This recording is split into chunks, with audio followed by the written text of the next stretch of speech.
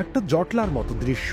সেই জটলার মধ্যমণি খোদ সূর্যা কুমার যাদব অনেকক্ষণ ধরে কি যেন বললেন। তার বক্তব্যের মুগ্ধ শ্রোতা পুরো ওমান দল। জান প্রাণ দিয়ে লড়েছে ওমান। ভারতের 8টা উইকেট তুলেছে, 188 রানের জবাবে করেছে 167 রান।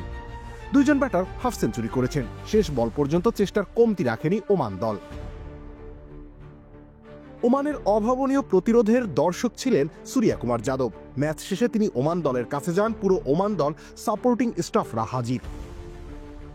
সময় নিয়ে খুঁটিনাটি অনেক কিছু বললেন সূর্যা। শুধু ওমানের খেলোয়াড়রা নন, মন দিয়ে সেসব কথা শুনলেন দলের প্রবীণ কোচ ও শ্রীলঙ্কান কিংবদন্তি দুলীপ মেন্ডিস।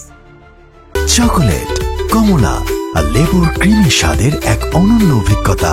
Ispahani puffy byte. সূর্যার কথা শেষ হতেই সবাই হাততালি দিলেন, যেন ক্লাসের সেই জনপ্রিয় প্রফেসর খুব দুর্বোধ্য বিষয় সহজ ভাষায় বুঝিয়ে দিয়েছেন। ওমানিদের চোখে মুখে তখন সবকিছু বুঝে ফেলার আনন্দ। সময়টা স্মরণীয় করে রাখা চাই। সবাই একসাথে দাঁড়িয়ে গেলেন ছবি তুলতে। ছবি তোলা হলো সেই ফ্রেমের মধ্যমণি সূর্যা। সব শেষ হলো। চাঁদের হাট ভেঙে গেল দুবাই আন্তর্জাতিক ক্রিকেট স্টেডিয়ামে। ওমান দল এবার হাসি মুখে বাড়ি ফিরবে।